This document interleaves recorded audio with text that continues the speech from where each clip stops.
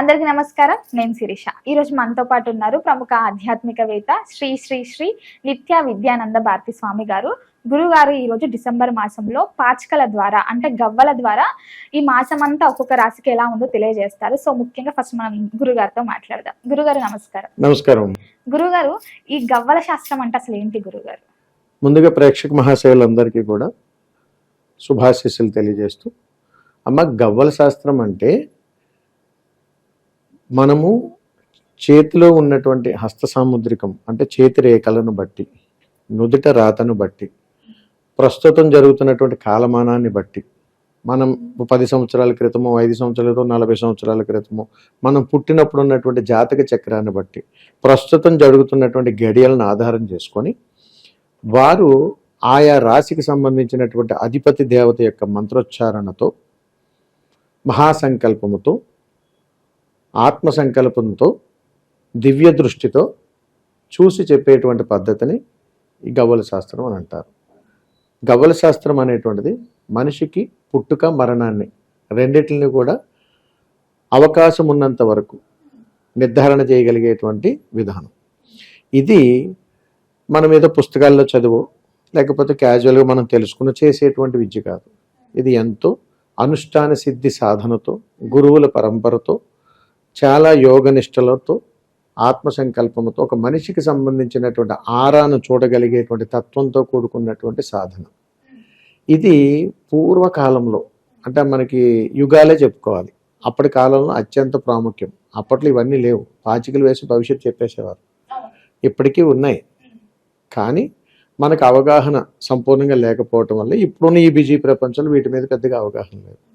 కాబట్టి వీటిని మనం ఉపయోగించుకొని మనకు ఇప్పుడు ఉన్నటువంటి ప్రస్తుత పరిస్థితుల్లో ఇప్పటికిప్పుడు నాకు జరుగుతుందా జరగదా, నా పరిస్థితి ఎందుకు ఇలా ఉంటుంది, ఏం చేస్తే బాగుంటుంది, షార్ట్కట్లో వెంటనే ఈజీగా తెలుసుకునేటువంటి ఒక అద్భుతమైనటువంటి ప్రయాణం ఇది. గురుగారు, మరి ముఖ్యంగా ఈ డిసెంబర్ మాసంలో మేషరాశి వారికి ఎలా ఉండబోతుందంటారు?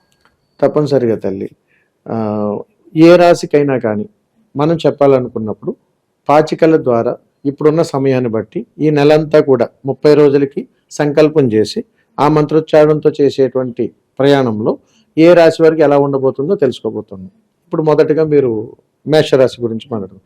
ఇప్పుడు మనం మేషరాశి గురించి మాట్లాడుకుంటే వీరు ఈ డిసెంబర్ నెలలో ఎలాంటి లాభాలు పొందుతారు, ఎలాంటి యోగకరమైనటువంటి అనుగ్రహం పొందుతారు, ఏ నష్టాలు జరగబోతా ఉన్నాయి, ఎలాంటి పరిహారాలు చేసుకోవాలి, వారికి ఉన్నటువంటి సమస్యల గురించి, వారికి తెలియకపోయినా ఎలాంటి చిక్కుల్లో ఇరుక్కుపోతున్నారు, ఎలా అనుకోకుండా వాళ్ళకి లాభం చేకూరుతుంది, అలాంటి విషయాలు అనేకమైనటువంటివి తెలుసుకోవచ్చు.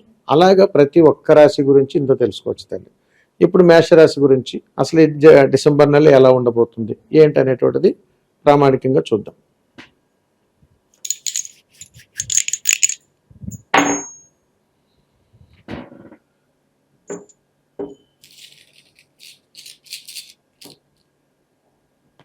మేషరాశి వారికి డిసెంబర్ నెల మొత్తంలోనూ కూడా కుజుడు, రవి వీళ్ళిద్దరి ప్రయాణంలో ఉండటం వలన వీరికి అంత లాభయుక్తమైనటువంటి అనుగ్రహం లేదని చెప్పచ్చు.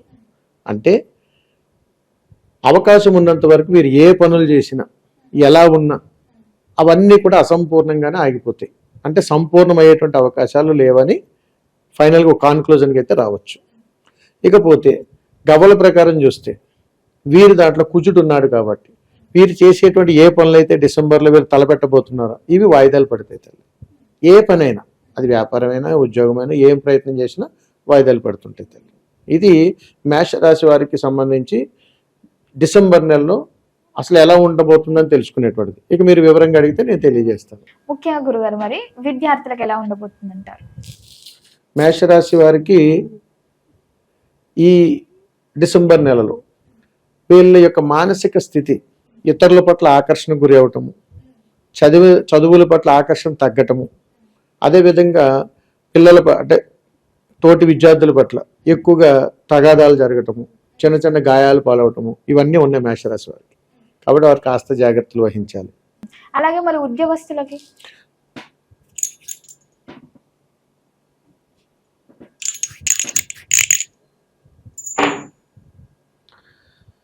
ఉద్యోగస్తులకి మేషరాశి వారికి చంద్రస్థానము, రవిస్థానము అనుకూలత యోగ్యత అనేటువంటిది 50-50 ఛాన్స్ ఉంది.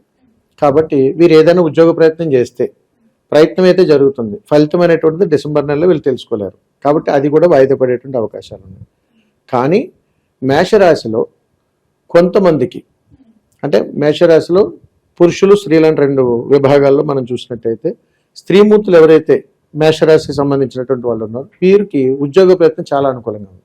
వీరు ఏ ప్రయత్నం చేసినా ఈ మేషరాశి వారు డిసెంబర్ నెలలో ఉద్యోగ ప్రయత్నం చేస్తే వెంటనే ఫలితం పొందేస్తారు. ఖచ్చితంగా వారికి అవకాశాలు ఎదురుపడతాయి. పురుషులకు మాత్రమే వాయిదా పడే అవకాశాలు ఉన్నాయి. అలాగే గురుగారు, మరి ఎవరైనా వ్యాపారం చేయాలనుకుంటారు కదా, ఈ మాసంలో ఏదైనా ప్రారంభించుదాం, కొత్త వ్యాపారం చేద్దామని ఎవరైతే వ్యాపారస్తులు ఉంటారో వాళ్ళకి ఈ మాసం అనుకూలంగా ఉందంటారా? మేషరాశి వారికి వ్యాపార పరిస్థితి ఎలా ఉందో చూద్దాం. మేషరాశి వారికి వ్యాపార పరిస్థితుల్లో వీరికి ఆర్థిక పరమైనటువంటి ఇబ్బందులు ఎదుర్కోవాల్సిన పరిస్థితి ఉంది. డిసెంబర్ నెలలో 15వ తారీఖు నుంచి 30వ తారీఖు మధ్యలో వ్యాపారం చేసేటువంటి వాళ్ళకి రావాల్సిన బకాయిలు ఏదైనా ఉంటే వస్తాయి. ఈ డిసెంబర్ నెలలో 1వ తారీఖు నుంచి 15వ తారీఖు వరకు కూడా ఈ మేషరాశి వారికి విపరీతమైనటువంటి ఖర్చులు, ఆర్థిక పరమైనటువంటి ఇబ్బందులు వ్యాపారస్తులకు మాత్రం ఖచ్చితంగా ఉన్నాయి తల్లి.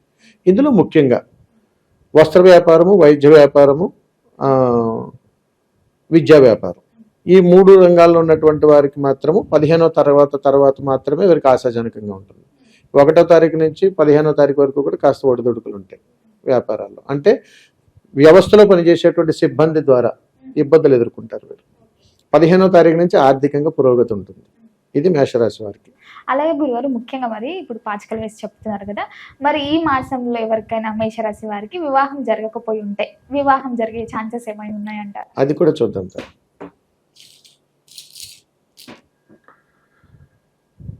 పురుషులకు మేషరాశి వారికి రాహు ప్రభావం ఉంది కాబట్టి డిసెంబర్ నెలలో వివాహాలు కుదిరేటువంటి అవకాశాలు లేవు.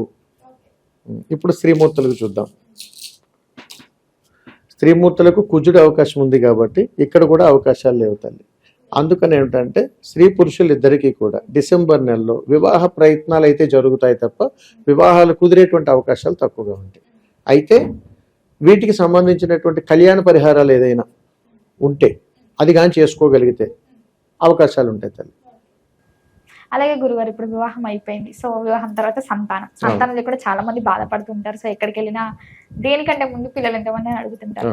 సో సంతాన పరంగా ఈ రాశి వారికి ఎలా ఉండబోతుంది అంటారు? మేషరాశి వారికి సంతానానికి తల్లి సంపూర్ణంగా ఆ పరమేశ్వరుడు అనుగ్రహం కావాలి. మరి ఆ అనుగ్రహం అనేటువంటిది ఎంతవరకు ఉందో చూద్దాం. మేషరాశి వారికి రవి అనుగ్రహం ఇక్కడ కావాల్సింది ఉంది కాబట్టి తేజోవంతమైనటువంటి పరిహారాలు చేసుకున్నప్పుడు వీరికి సంతానానికి 1 సంవత్సర కాలంలో శుభవార్త వింటారు. అంటే డిసెంబర్ నెల జాతక ప్రకారం చూస్తే ఇప్పుడు ఇందులో స్త్రీ పురుషులు ఇద్దరిలోనూ కూడా మనం ప్రతిదీ చెక్ చేసుకోవాలి. దాని ప్రకారంగా చూసినట్టయితే ఈ సంవత్సరం ఎవరికైనా వివాహం అయ్యి ఉంటే మేషరాశి వారికి సంతాన యోగానికి ఇంచుమించు 2 నుంచి 3 సంవత్సరాలు పడుతుంది.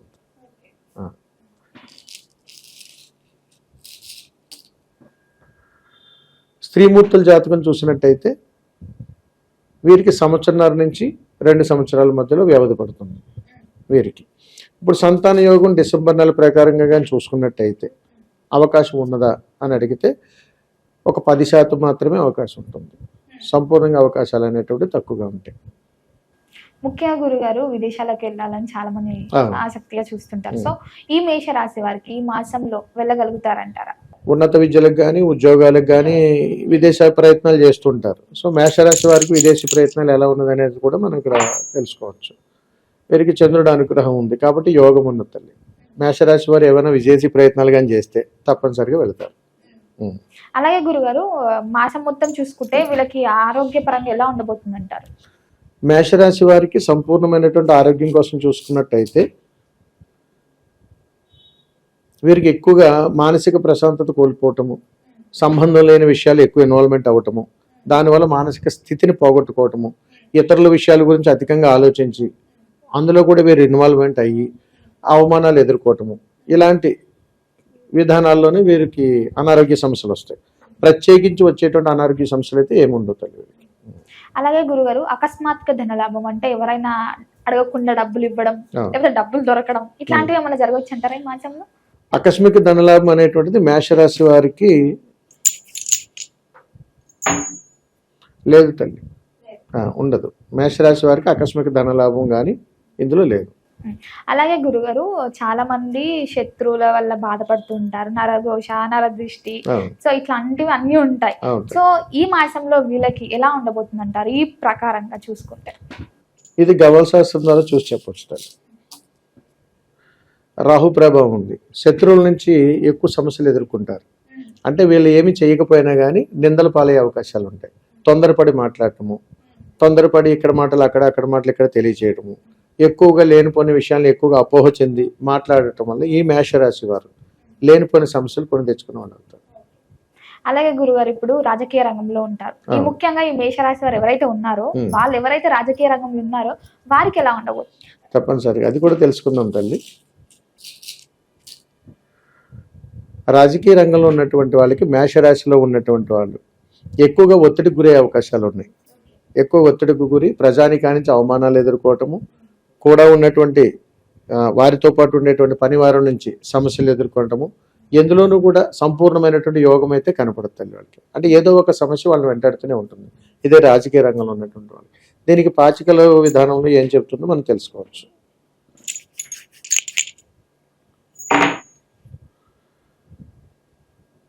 అంత ఆశాజనకంగా అయితే ఉండదు. రాజకీయ రంగంలో మేషరాశి ఉన్నటువంటి వాళ్ళందరూ కూడా చాలా జాగ్రత్తగా ఉండాల్సినటువంటి నెల డిసెంబర్ నెల. అలాగే గురుగారు ఇప్పుడు సినిమా ఇండస్ట్రీ ఏదైతే కళారంగం ఉంది, సినీ రంగం ఉంది, సో చాలా మంది ఎక్కువ ఇంట్రెస్ట్ చూపిస్తున్నారు మేము కనిపించాలి స్క్రీన్ మీద. సో అట్లాంటి వారు ఎవరైతే ఈ మేషరాశి వారిని ట్రై చేస్తున్నారో చూద్దామని, సో వాళ్ళకి ఎలా ఉండబోతుంది? తప్పనిసరిగా తల్లి, దీన్ని ప్రజాదరణ పొందేటువంటి విధానం అని అంటారు. అంటే జనంలోకి వెళ్ళటం, వారి యొక్క దృష్టిని ఆకర్షించేటువంటి ఈ రంగాన్ని సినిమా రంగం అని అంటారు. దానికి సంబంధించి మేషరాశి వారికి ఎలా ఉండబోతుంది అని అడిగితే ఒక 10% మాత్రమే అవకాశాలు ఉంటాయి. మేషరాశి వారికి అవకాశాలు తక్కువగా ఉంటాయి. అంటే ఈ నెలలో ఏ ప్రయత్నం మీరు చేసినా కానీ వాయిదా పడే అవకాశాలు ఉంటాయి. అలాగే గురుగారు ఓవరాల్ గా ఇప్పుడు ఈ గవ్వల శాస్త్రం ప్రకారము ఎవరైనా మేషరాశి వాళ్ళు ఈ మాసంలో మేము ఏదైనా స్టార్ట్ చేద్దాం బిజినెస్, కొత్త బిజినెస్ స్టార్ట్ చేద్దాం అనుకుంటే ఈ మాసంలో వీళ్ళు స్టార్ట్ చేయొచ్చు అంటారా? మేషరాశి వారు డిసెంబర్ నెలలో ఓవరాల్ గా వ్యాపారం ప్రారంభించకుండా ఉండడమే మంచిది. ఒకవేళ ప్రారంభం చెయ్యాలి అని అనిపిస్తే దానికి సంబంధించినటువంటి ఈ మేషరాశి వారు డిసెంబర్ నెలలో చేసుకోవాల్సినటువంటి చిన్నపాటి పరిహారాలతో 25వ తారీఖు నుంచి 30వ తారీఖు మధ్యలో ప్రారంభం చేసుకోవచ్చు. గురుగారు మొత్తం మీద ఈ పాచికల ద్వారా చాలా తెలియజేశారు. సో ఈ మాసం అంతా ఇంకా వీళ్ళకి అనుకూలంగా ఉండాలంటే ఎలాంటి జాగ్రత్తలు తీసుకోమంటారు, ఎలాంటి పరిహారాలు చేయమంటారు, ఏ దైవాన్ని పూజించమని? తప్పనిసరిగా తల్లి, అది కూడా మన పాచికల ద్వారా చూసి మాత్రమే చెప్పాలి.